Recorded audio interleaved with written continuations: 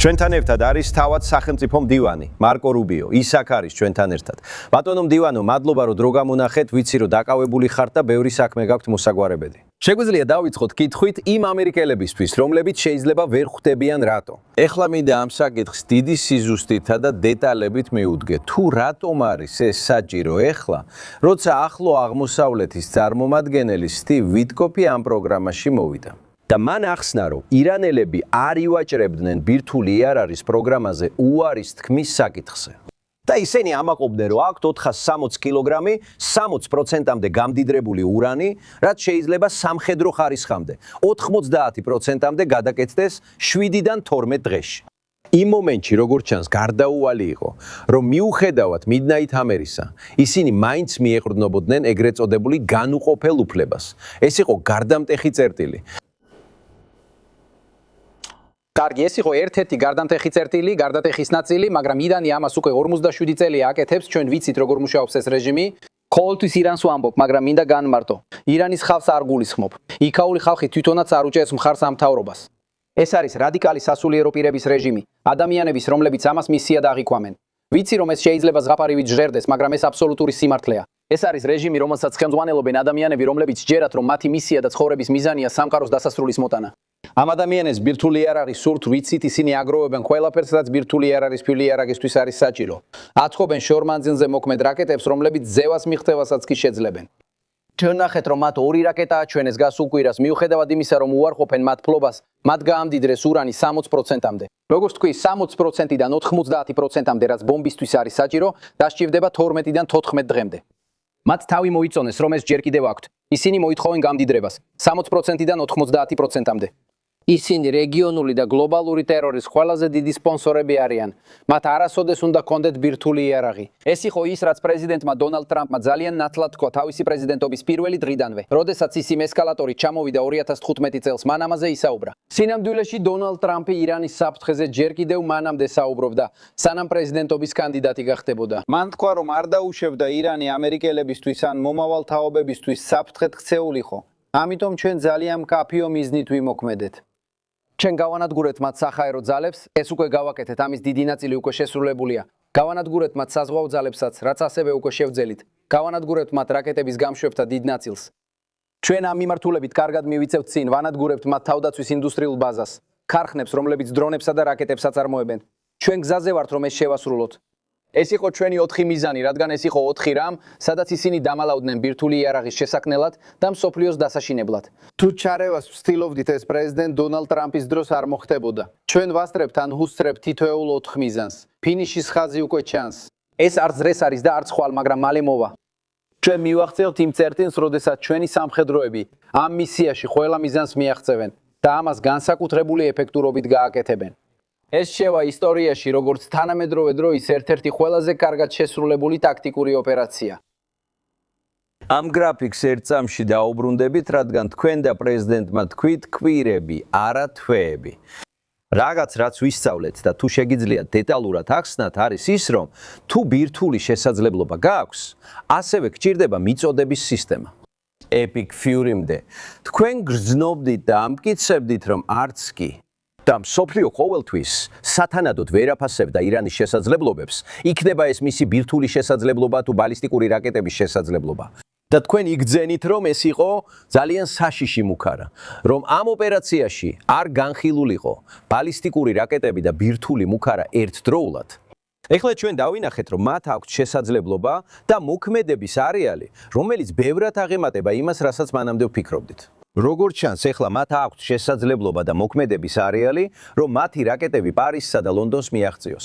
ეს ასე ეს სწორია, ნამდვილად ასეა, მაგრამ მათ უარყვეს, გახსოვდეთ, როცა ირანზე ისმენთ, თქვენ აჩვენეთ იმ არაშის, მათი საგარეო საქმეთა მინისტრის ფოტო. ეს კაცი მათ უარაა. 2 კვირის წინ ის ტელევიზიაში იყო და უარყოფდა, რომ ირანს გრძელი მანძილის რაკეტები ჰქონდა და შემდეგ მათ 2 ასეთი რაკეტა გაუშვეს. ახლა ჩვენ არ ვფიქრობთ, რომ მათ ბევრი აქვთ, მაგრამ მალე ბევრი ექნებათ. ადრე ჰქონდათ და ჩვენ მათი საწარმოო ქარხნები დავანგრიეთ.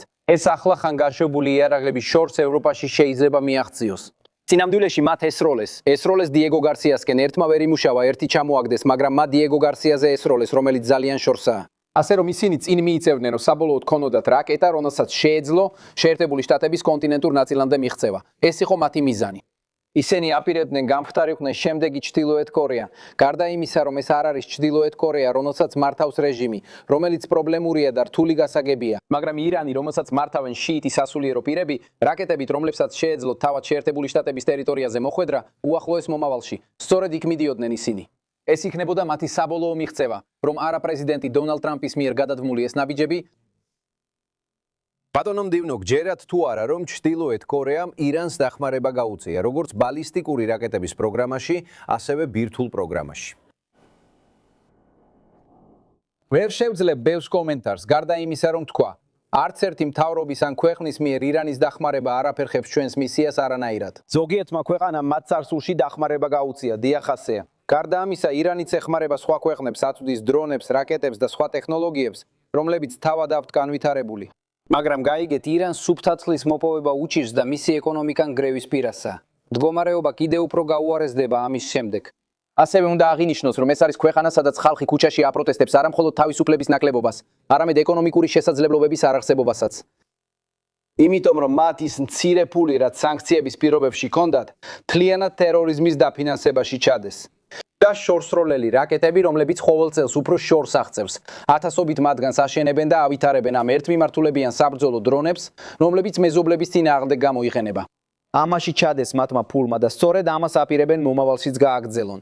ისინი უარს ამბობენ მოლაპარაკებაზე რაკეტებთან დაკავშირებით, უარს ამბობენ მოლაპარაკებაზე ტერორიზმზეც კი და უარს ამბობენ მოლაპარაკებაზე გამდიდრებასთან დაკავშირებით. ისინი მოითხოვენ გამდიდრების უფლებას. მათ ვინც ამბობს, რომ ეს შეიძლებოდა აეცილებინათ თავიდან, ჰქონდათ მოლაპარაკების შანსი, მაგრამ მხოლოდ უარყოფდნენ ან აჭიანურებდნენ. ეს დონალდ ტრამპთან არ მოხდება. ის არ დაუშვებს, რომ ირანი გახდეს ბირთვული ძალა თავისი მმართველობის პერიოდში და დაემუქროს ზევარს, ახლა ან მომავალში. ბატონო გენერალურო მდივნო, ვფიქრობ იდეალური სიტუაცია იქნებოდა მოლაპარაკებით მიღწეული შეთანხმება. პრეზიდენტმა არაერთხელ საჯაროდ განაცხადა შუაღამის ჩაქუჩისა და ოპერაცია ეპიკური რისხვის დაწყებამდე. და ეხლა ის დარჩენილ ლიდერებს ეუბნება, რომ მოლაპარაკებით მიღწეულ შეთანხმებას ამჯობინებდა. როგორც ჩანს, მათ ძალაუფლება აქვთ, რადგან პრეზიდენტს დაპირდნენ, რომ ჰორმუზის სრუტეში 20 ნავთობის ტანკერს გაატარებდნენ და როგორც გავიგე, ამ გემებმა შეძლეს გავლა. ამიტომ მათ ალბათ გარკვეული ძალაუფლება აქვთ. საკითხი არის ზედაფენების ლიდერობა. ის უფრო ჭკვიანი იქნება, ვიდრე პირველი 3 და ნეტავ ისინი დადებენ შეთანხმებას, თუ საკუთარ დასასრულს შეხვდებიან უახლოეს მომავალში. ფაქტია, რომ 47 წლის განმავლობაში მათ უარი თქვეს ნებისმიერ მოლაპარაკებაზე. ეს არ ნიშნავს, რომ ჩვენ შევთქვეთ მცდელობას. პრეზიდენტი ტრამპი ყოველთვის ასე ფიქრობდა. მე მირჩევნია მოლაპარაკებები ომებს.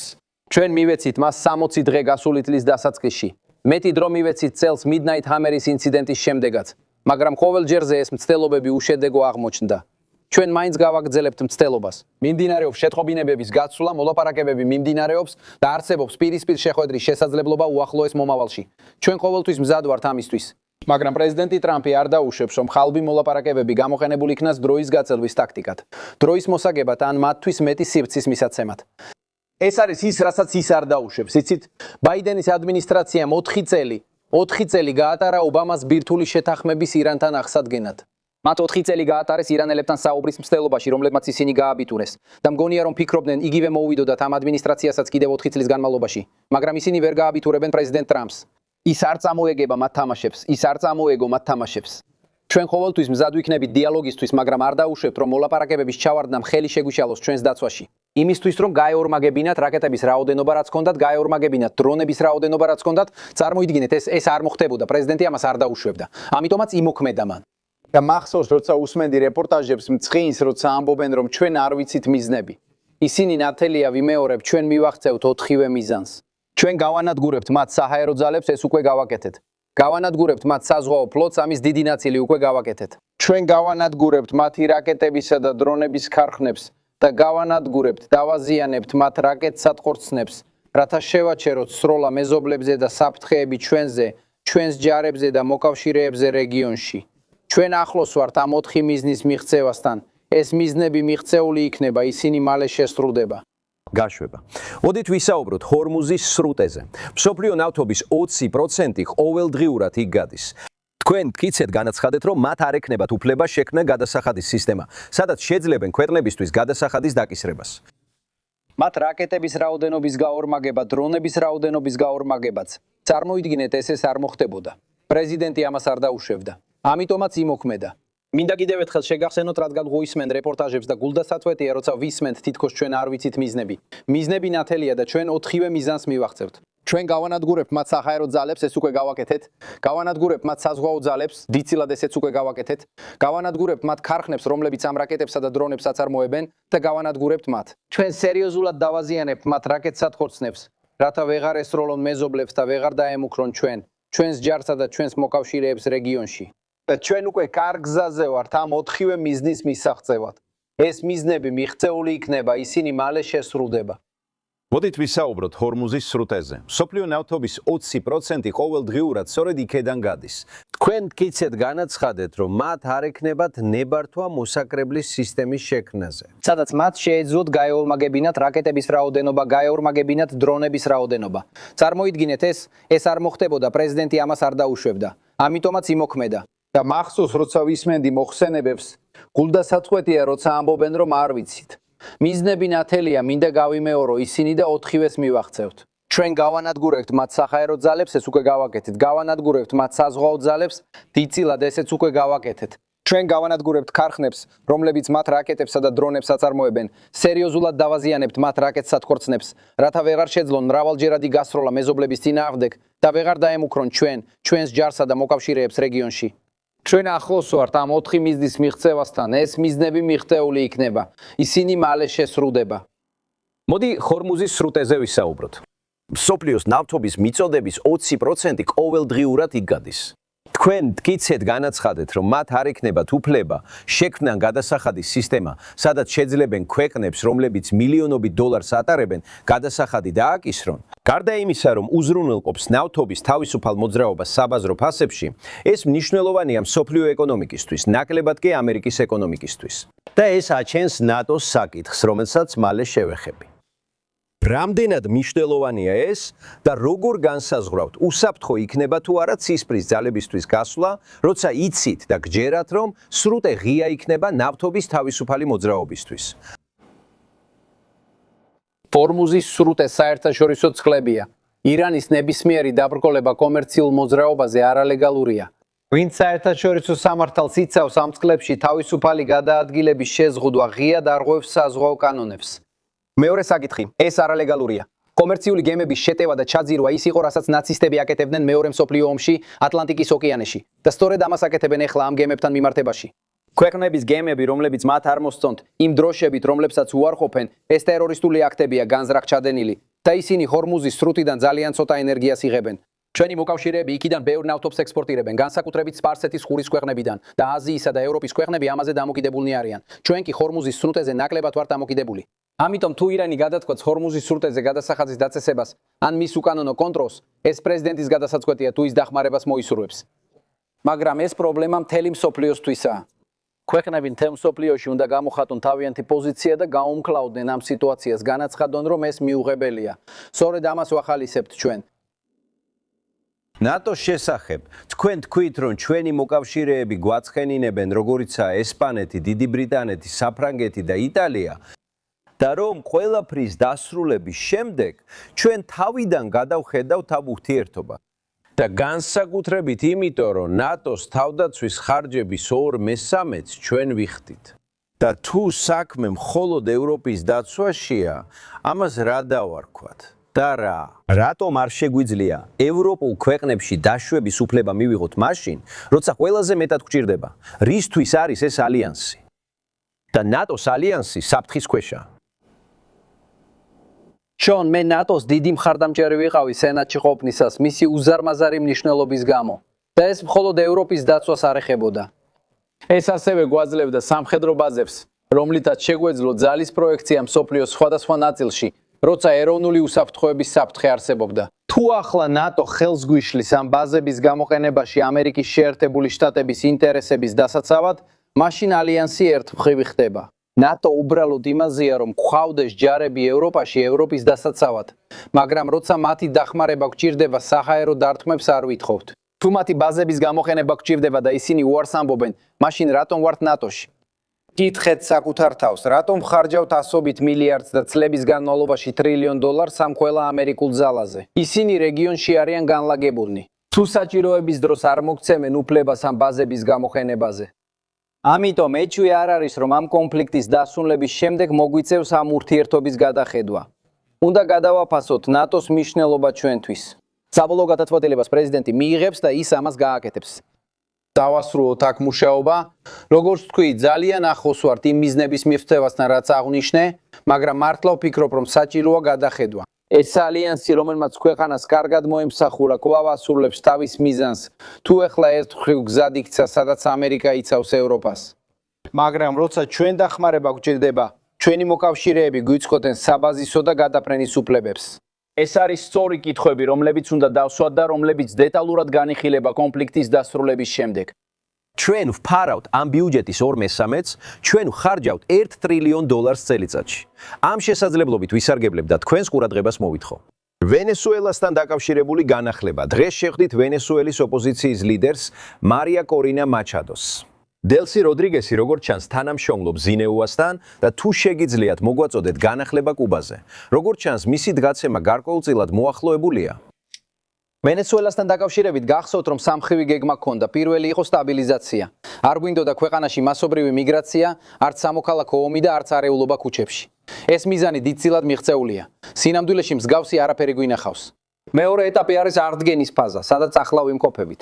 სადაც ვხედავთ არა მხოლოდ ეკონომიკურ აღდგენას ვენესუელაში, არამედ ეკონომიკურ აღდგენას, რომელიც სასარგებლოა შეერთებული შტატებისთვისაც. ისინი ჩვენს ნავთობ გადამამუშავებელ ქარხნებს ნავთობს აწვდიან. მოგებები ინახება საბანკო ანგარიშებზე, რომლებიც კონტროლდება ზემაირიოს ხაზინის მიერ, ვენესუელის ხალხის სასარგებლოდ, რათა უზრუნველყოს, რომ ფული არ მოიპარონ. ამ აღდგენის პროცესის ფარგლებში ასობით პოლიტპატიმარი გაათავისუფლეს. ეს ნახეთ. სამარცხვინო ცნობილი ციხე, სადაც ყველა პოლიტპატიმარი იყო დაკავებული, მხოლოდ 3 თვეში დაიხურა. ვენესუელაში მიღწეული მართლაც გამორჩეულია. საბოლოოდ უნდა იყოს გარდამავალი ეტაპი, ვენესუელაში უნდა ჩატარდეს თავისუფალი და სამართლიანი არჩევნები და ეს მომენტი აუცილებლად დადგება, იცით. ეს სამუდამოდ არ გაგრძელდება, მაგრამ უნდა ვიყოთ მოთმინებით. თუმცა არც თვითკმაყოფილება შეიძლება, ამიტომაც ძალიან კმაყოფილი ვარ ვენესუელაში მიღწეული პროგრესით. 3 თვეში პესიმისტებმა, რომლებიც ამბობდნენ, რომ ყველაფერი ცუდად დასრულდებოდა მას შემდეგ, რაც ნიკოლას მადურო სამართალწარმოებაში მიეცემოდა, უნდა აღიარონ, რომ ისინი ცდებოდნენ. ამ დროისთვის ბოლო 3 თვის განმავლობაში ვენესუელაში ყველაფერი კარგად მიმდინარეობს. კუბის შემთხვევა ტრაგიკულია. კუბას აქვს ეკონომიკური მოდელი, რომელიც არცად იმუშავებდა. ფაქტობრივად მოდელი არ აქვს. კუბაში ეკონომიკა არ არსებობს. სიტყვასიტყვით ეკონომიკა არ არსებობს. და სამწუხაროდ ადამიანები, რომლებიც იქ მთავრობას მართავენ, არაკომპეტენტურები არიან და ვერ ახერხებენ ამ პრობლემების გადაჭრას. კუბას სჭირდება ორი რამ: ეკონომიკური რეფორმები და პოლიტიკური რეფორმები. ეკონომიკის გამოსწორება შეუძლებელია მართლობის სისტემის შეცვლის გარეშე. მათ ბევრი პრობლემა აქვთ. ეჭვგარეშეა, მალე კიდევ მეტი ახალი ამბავი გვეცოდინება, რადგან ჩვენც მუშაობთ ამაზე. და თქვენ კვლავ ამტკიცებთ, რომ ამ კონფლიქტის დასრულებამდე კვირები გვაშორებს და არა თვეები. დიახ, ვფიქრობ, ჩვენ ახლოს ვართ ჩვენი მიზნების მიღწევასთან. არ მინდა ზუსტი ვადა დავასახელო, მაგრამ შეგვიძლია. შეხიძლია ფინიშის ხაზს. ეს ნიშნავს, რომ ჩვენ მივახცევთ პრეზიდენტის ყველა მიზანს. თუ ამას მივახცევთ, ირანს შეუშლით ხელს ბირთვული იარაღის მოპოვებაში უახლოეს მომავალში, რაც მსოფლიოსა და ჩვენს ქვეყანას უფრო უსაფრთხოს გახდის. პრეზიდენტის მთავარი ამოცანაა ამერიკელების უსაფრთხოების დაცვა.